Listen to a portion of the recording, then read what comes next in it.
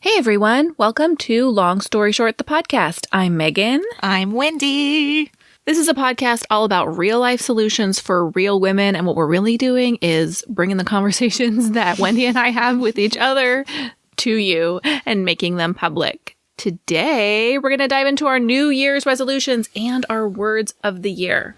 But first, we have big news. Big news. So in November and December, we added a bonus episode to the podcast on Thursdays where we recapped and reviewed movies from Hallmark's Countdown to Christmas. And the news is that we liked it so much that we are going to continue that in the new year. And we'll call those bonus episodes Girls Gone Hallmark since we are out of the holiday season. And January with Hallmark kicks off their New Year, New Movies series, which is a series of 5 wintry themed movies. And the first one is Taking a Shot at Love. And we will be discussing that episode this Thursday. You can find the complete list of movies in our show notes so you can set your DVRs and watch them along with us and listen to our recaps. I'm very excited. I am shocked that you're so excited about this, given that you were the Hallmark movie newbie. Who am I? I don't even know who I am anymore. I love it. Yeah, I have a lots to say about this movie, so you guys need to tune in on Thursday.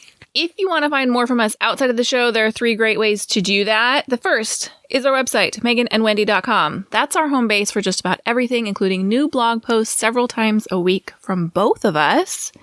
You can also join our private Facebook group, Long Story Shorties, and we continue some of the conversations we started on the podcast. You can post your own questions. We are loving the community that we are building over there. And finally, join us on Instagram, where we are Megan and Wendy LSS, which of course stands for Long Story Short.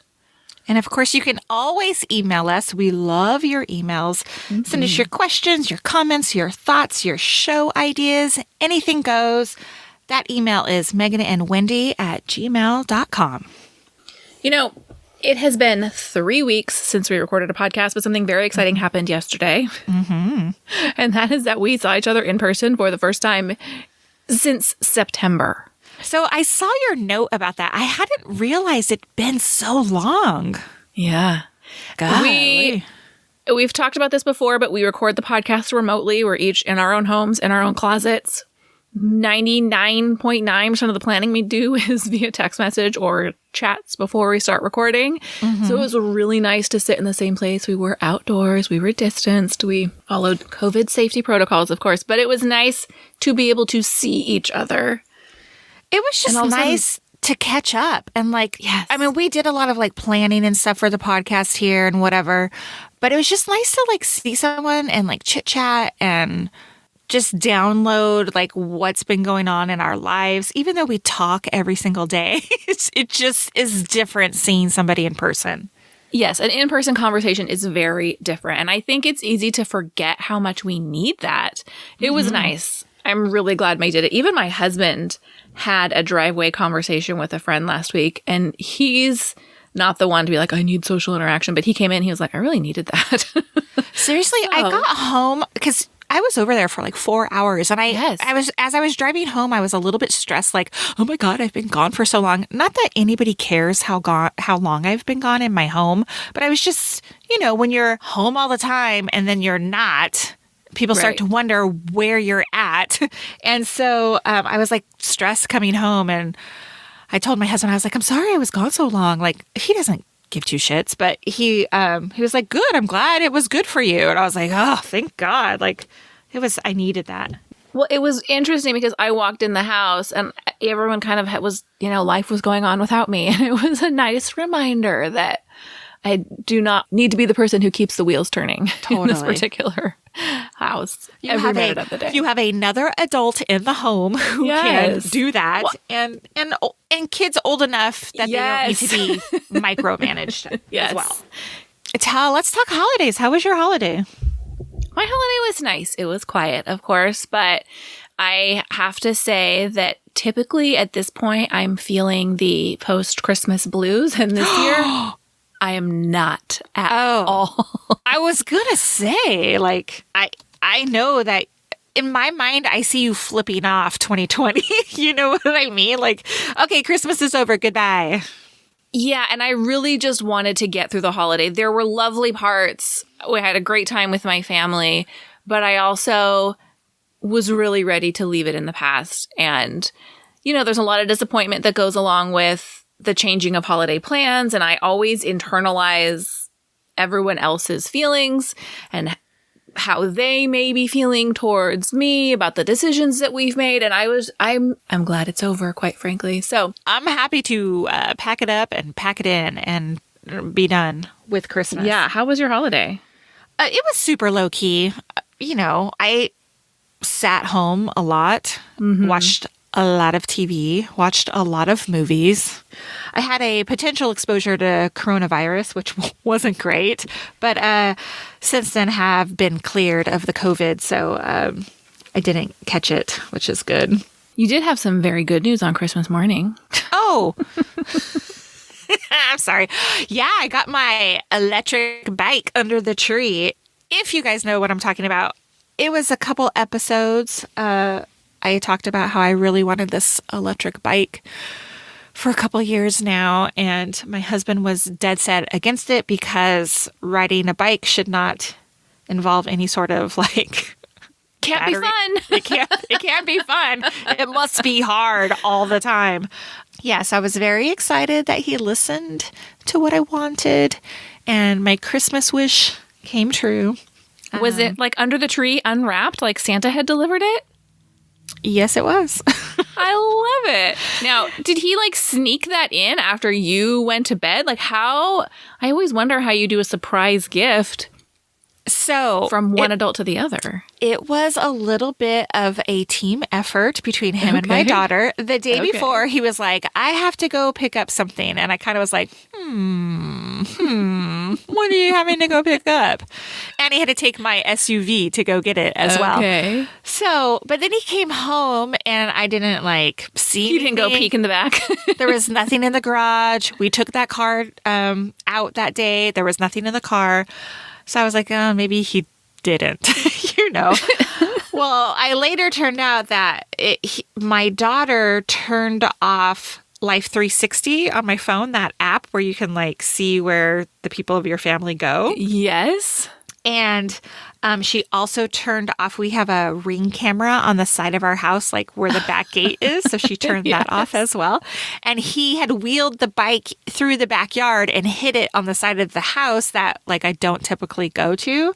And it sat there overnight. And then in the morning, he wheeled it inside the house. And when I got up, there it was. So yeah, I was impressed. Excited. I love that he made that Christmas magic. Yeah, I was excited. And then I didn't write it until... No, I think I did write it Christmas Day or the day after. I can't remember. But the best part about it is where we live, there's access to bike trails and stuff like that. So there's a lot of people on bikes around our house. And they're struggling to get up this hill because we live in a very hilly area. And here I am riding by, passing these people. It was the best thing ever. Now, I'll tell you, you still have to pedal to make it go. It's not like it just turns on and it jets off, you still have to pedal. So there is some exercise included, but it was awesome to ride this bike up the hill. And I'm just leaving the other guys in the dust. It was awesome. I should actually get myself a helmet, but we'll talk about that. Oh, yes. Well, why don't we dive right into why Wendy needs a helmet, and maybe not just when she's riding her bike? Well, don't you want to talk about your holiday gift that you got that you like so much? Sure. So the best gift I got, my husband bought me a box of items from my alma mater, which is LMU, Loyola Marymount, Busy Phillips and me, which was very sweet because I don't have anything anymore. At one point I had the license plate frame and the sweatshirts and I have apparently gotten rid of all of it. So there was a sweatshirt and a t-shirt and a keychain and a notebook and pencils. It was really sweet and really unexpected because I've never said anything about wanting that, but I was really happy to open it up and find that in there. It was just thoughtful and I enjoyed it. That's super thoughtful. I saw you using it yesterday too. I forgot to mention it. Yeah. I like that. Did he have to go down there, or he ordered it online somewhere, maybe directly from the LMU bookstore. I don't actually know, but he ordered it online. He definitely did not drive to LA for it. The Bush. Mm-hmm. So I got up on January 1st, like, yeah, it's the new year. I was all excited. I did it. Was working around the house, just working out in the garage. There was, stuff, boxes, gift wrapped, all that stuff that's just been laying around since Christmas. And I was like all hyped on like getting rid of all that stuff. So I had a handful of like boxes and stuff that I was taking to the recycle bin. And stupid me tripped over my own damn feet and ate shit in a rose bushes in my front yard. Like, it was so bad. A body-sized dent in the bush. There is. And I laughed hysterically. Like, it happened in slow motion. Like, I was just like toppled over. Like, I think I'm top heavy because like anytime I lean forward, I just fall over. I fell earlier this year at that gas station when I like tried to lift my damn leg over like the gas hose and tripped on it. I remember. Again, toppled over. Anyway, I just fell into these rose bushes and left a big, huge dent in this other like green size fluffy bush. I will put a picture in the show notes. And then I just laid there and I was like, Brian, that's my husband's name, laughing hysterically, calling for him. He didn't come and get me. So then I had to like lift myself out of the rose bushes, which was not pleasant. And I have the worst scratches and bruises on my arm and my back right now. It's so bad. He's like, you can't be outside alone anymore. Did he not hear you? No, I came in. My hands were super bloody from the like thorn bushes, and I like hold it. He's sitting on the couch and I was like, I fell. He's like, what the hell happened to you? It was bad. It was super bad, but I was like deliriously laughing, like, because it always happens to me. Like, maybe I have a balance problem, or I don't know what is wrong with me. Well, you definitely need to be wearing a helmet on your motorized bicycle. I know. Well, I told him, I go, I'm going to be that old lady that falls down and breaks her hip because I am so klutzy. Have you ever fallen like that? Do you recall 2 summers ago when I fell and broke my face on the garage floor? I do remember that. That was, there was sand on the garage floor, and we have epoxy flooring. Yes, the epoxy. So the sand on the epoxy and my foot just like slipped. I mean, it was like stepping on marbles. And I went down so fast that time. So that was less me like just falling down and more just like bad placement. But I run into walls and corners all the time. Like, I have no depth perception at all. I walk into the corner of our bed. I clip corners of walls, walk into the furniture all the time. I'm no better. Oh my God, it's so bad. It's so bad. Right now we're contemplating putting wood on our stairs, and I just think that is just a recipe for disaster for me. All right, well, a little less festive story. In the never-ending saga of Roxy the dog, our pandemic dog. So, she's now a woman. Have you ever had a dog go into heat? I've never owned a girl dog as an adult. Oh, my parents had girl dogs, so it would have never been on my radar growing up. Yeah, so we've always had girl dogs, except for the one exception. We have a boy dog currently too. Anyhow, we had plans to get her spayed. That's a responsible animal owner thing to do. And 2 days before, she started her dog period. And guys, it's been 3 weeks. It's still going on. Still? Yes. Oh my goodness. Yes. The vet's like, it could be anywhere from 2 days to 3 weeks. And here we are at the 3-week mark. Still, she wears dog diapers all day long. It's really annoying. A nightmare. It's super annoying. I don't know. The only annoying thing about boy dogs is they hump everything in sight before they're neutered. At least this dog did. This dog, Roxy, humps me every single night. I don't know why. I don't know if it's like a alpha thing, or I don't know. every single night after she eats, and I'm just like, get away from me. And she is strong too. She's got these front arms that just wrap around your leg. I'm like, oh my God. You don't want to come over. Thank God we're not seeing each other, because she will hump the hell out of you if you come into my house.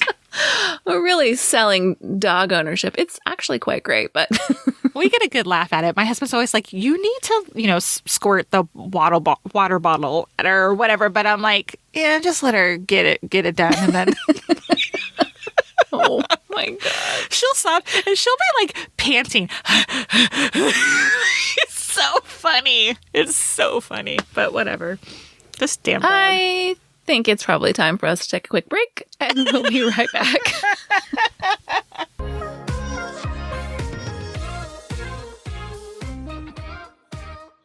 Today's podcast is brought to you by Sea Less Steel Shell, handmade creations by Michelle, a Southern California native who learned to sew from her grandmother and is now turning that skill into a business.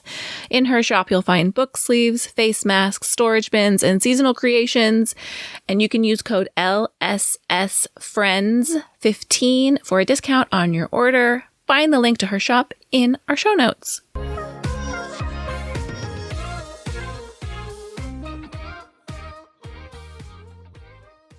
It's New Year, and it's time for resolutions. Now, I have a question for you. Yeah. Do you make resolutions every year? I do. Do I stick to them? But I do. Yes. See, I don't. And I had written a post a few years ago about my New Year's resolutions, and I opened it up to look at it, and it was a great list. And I think some years I feel really compelled to put my hopes for the year into words. And some years, like this year, I did make a few resolutions, but I had a harder time. And I think it's just the state of the world. Like, I just kind of feel a little bit in limbo right now. Oh, interesting. But I had a harder time coming up with, or at least putting into words, my hopes for this year. How many items would you say are on your list? Oh, I have just one. Oh, just one. Yeah. It's an umbrella resolution. I see. That's interesting. Because honestly, knowing who I am, if I set out with like, these are the 15 things that I'm going to work on, I'm not going to work on any of them. I get too overwhelmed. I am too lazy. So I made myself like an umbrella resolution based on 2020. Okay. And what is your umbrella resolution? Okay. So 2020 left me exhausted because I feel like since everybody's been home and that I'm home all the time, I feel like I'm serving everybody else. I'm fulfilling everybody else's needs. My husband's working. Oh, you need a coffee? I'll go run out and make you one. Oh, the dogs need to be walked. I'll do it. My kid needs to go to school. I mean, these are all fine things. But what is happening is that I don't prioritize myself at all. So for 2021, it's all about me this year. Not me time, me. Like I'm putting my needs first in front of people. And if that is my need to have some alone time or my need to relax or my need to exercise for myself, that doesn't include walking the dog. Do you know what I mean? 100%. Yes. Me first. And I hate, like, it sounds selfish because I'm a part of this, like, family. But I'm just using this as an example. My husband wouldn't think twice. If he wants to go work out, he's going to go work out, right? Me, I'm like, oh, I got to do this laundry first and put these things away and pick up dog poop and 800 other things before I would do something for myself. So I'm just doing me this year. I love it. And I love that you have put it into words. I experienced the same thing. And it's hard to break that habit. It's hard. And, it's easy to say like, okay, well, our husbands are technically the breadwinners in our family. So, okay, their work gets prioritized and our children are children. Right. But like we said earlier in the episode, we don't have little kids. Mine are 10 and 13. They will be 11 and 14 this year. Those are big kids, which doesn't mean I'm not here to be their mom. It doesn't mean I'm not here to help them, but it also means they're fully capable of being contributing members of the house too. Right. And I think it's important. It's an important lesson to teach your kids, especially our daughters. But it's, you know, I want my son to see it too, that everyone has value. Exactly. So that's, for me, is the biggest thing. Because if I don't put myself first, it says that I am not important, you know? And it's just not a healthy, balanced lifestyle. So I'm just trying to tip the scales back my way. Is it going to be perfect? Probably not. Am I going to do other things before I choose to do something myself? Probably. But I'm just going to try to work the opposite way. I only made 2 real resolutions. And one I actually stole from my 3-year-old blog post. Okay. Because it is something that I need to continue to work on. And that is internalizing the phrase, don't put down what you can put away. I am messy to the core. And I don't like being that person. And I want to get in the habit of, like, sometimes I'll get home and I'll just, like, leave everything in the car. I don't make it a habit to unload everything from the car immediately. I don't make it a habit to clear off my nightstand every night. Now, our common areas, if you were to walk into my house, the kitchen is typically like, I do make an effort to straighten up the kitchen and the living room. And like, if people walk into our house, those areas get straightened up every day. But my areas, my nightstand, my vanity, my closet, like I just dump things and walk away. And I don't like looking around at a mess. And so I just want in little steps every day to get my life in order, because the second things get messy, I stop moving. Like I just can't function in a space that's like that. Yeah. And then it feels overwhelming, and I don't want it to get to the place constantly where it's overwhelming. Have you always been, I don't want to call you messy since you called messy, yourself always. that. As a child too? Oh, 100%. Yeah. I am messy. And my college roommate, Chrissy, who actually goes by Christina now, but she's always Chrissy to me, is the neatest person you will ever meet. Like, incredibly neat. And my husband's always like, man, I feel sorry for Chrissy every time. Like, he'll look around and there's a mess. Oh, boy. She made me sleep on the top bunk our entire sophomore year. So you guys had bunk it's okay beds? That I was yes, because college dorm rooms were so small that having a bunk bed allowed us to have a couch. Oh, fancy. Yeah.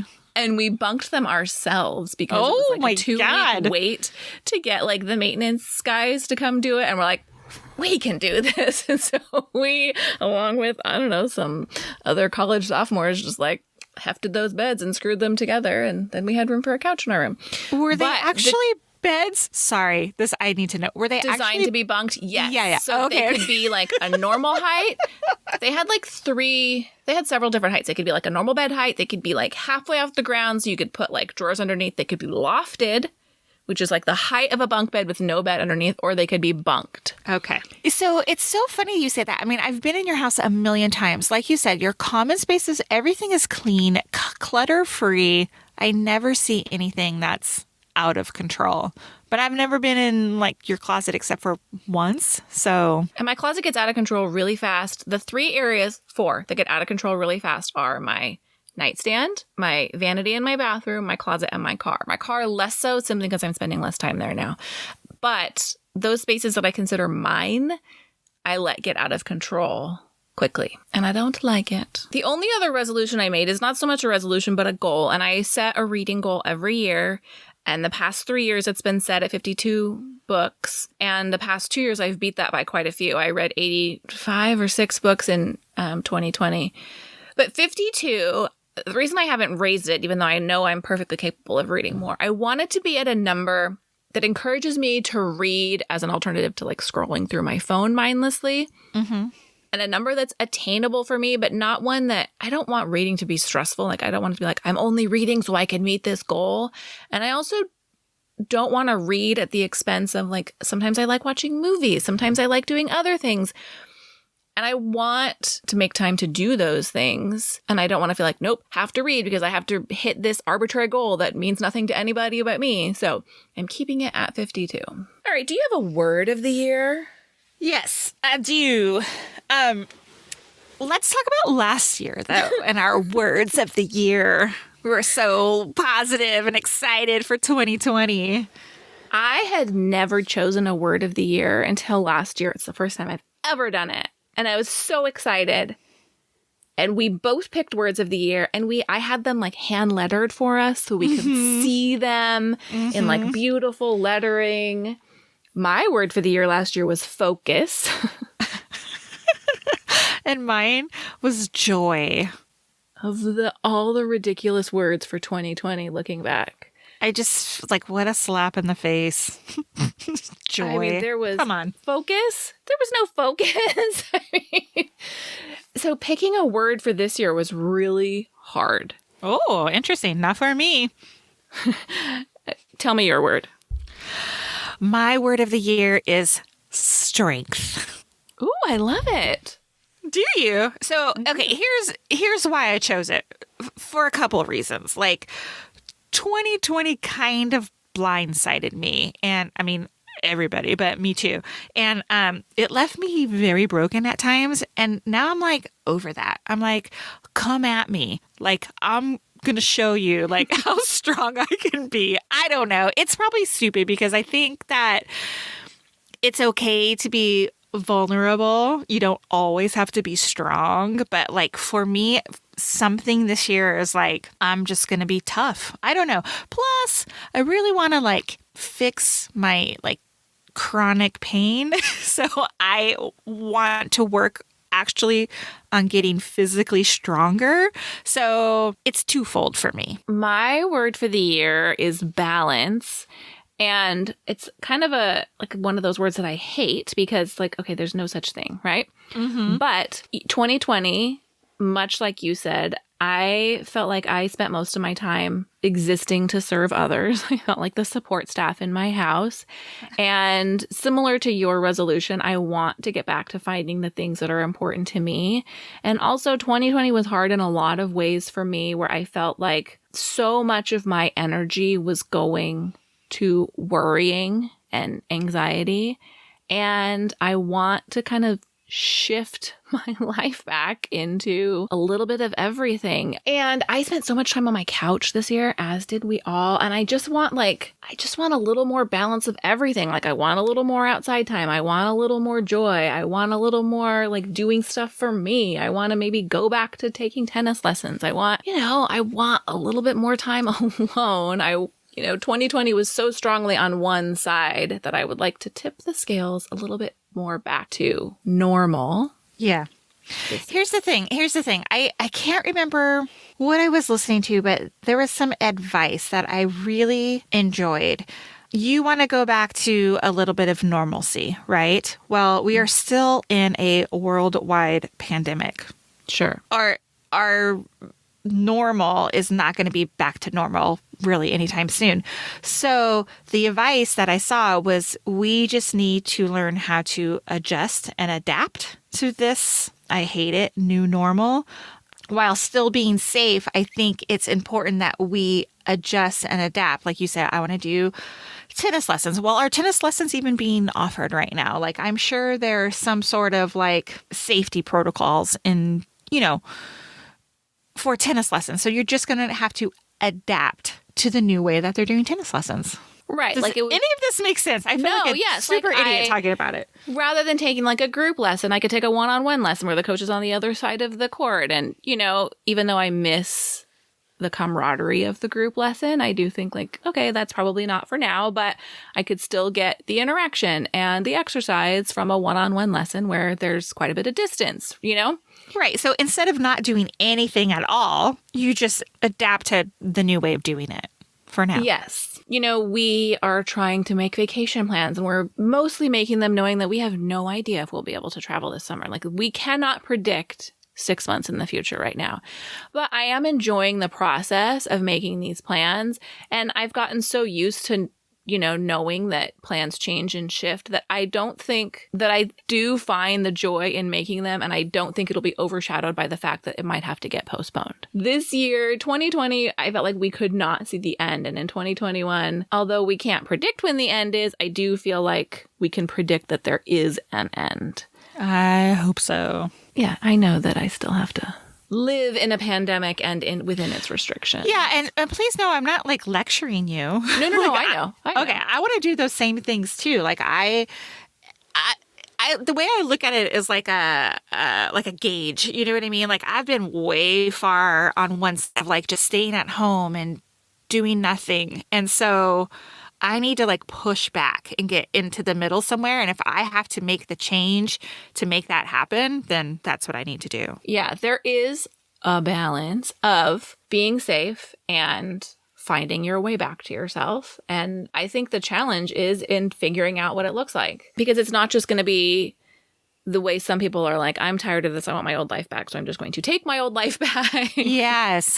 Restrictions be damned. That's not my plan, to be very clear. Right. Which is so bananas to me. Like I have some people in my life who are like, I'm tired of this. I'm going to do it the way that I want to do it. And it's like, is that really a great idea? How about you just adapt? So for us, we need to set up another driveway date very soon. Full freaking circle. We need to adjust and get together. If you have chosen a word of the year, or if you've made New Year's resolutions, go ahead and email them to us, meganandwendy@gmail.com. We would love to hear what 2021 looks like for you. And with that, we're going to take a quick break and we'll be back with Megan and Wendy Approved.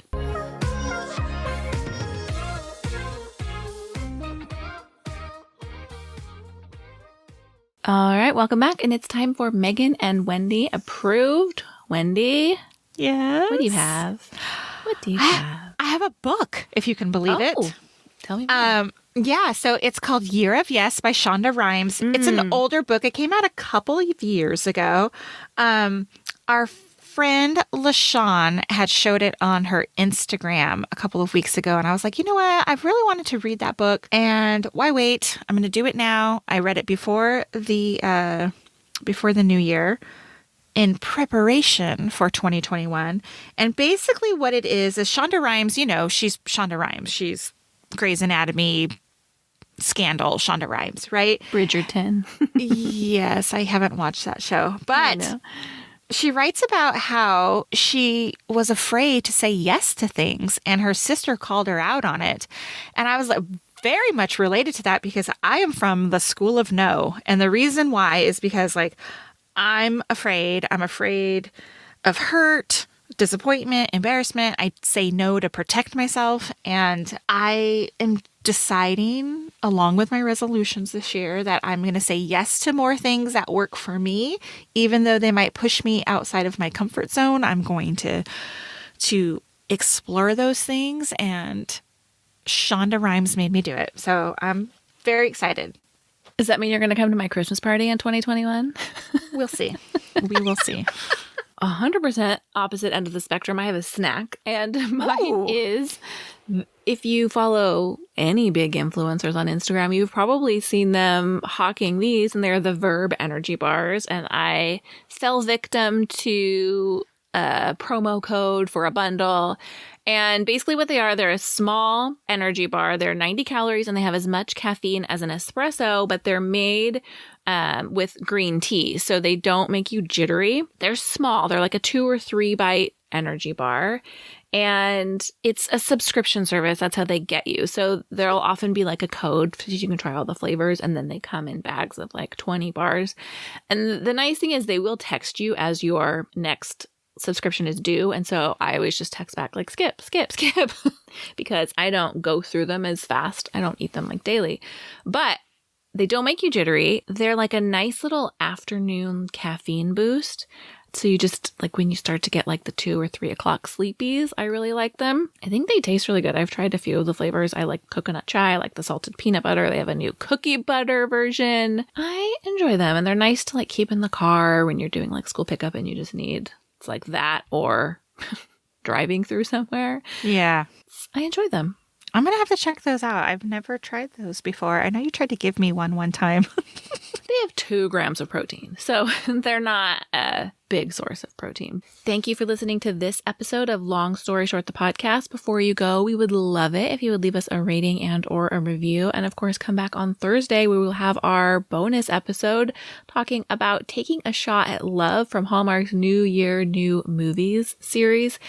And we'd love to see you on Instagram or on Facebook. Come say hi, and we'll see you on Thursday.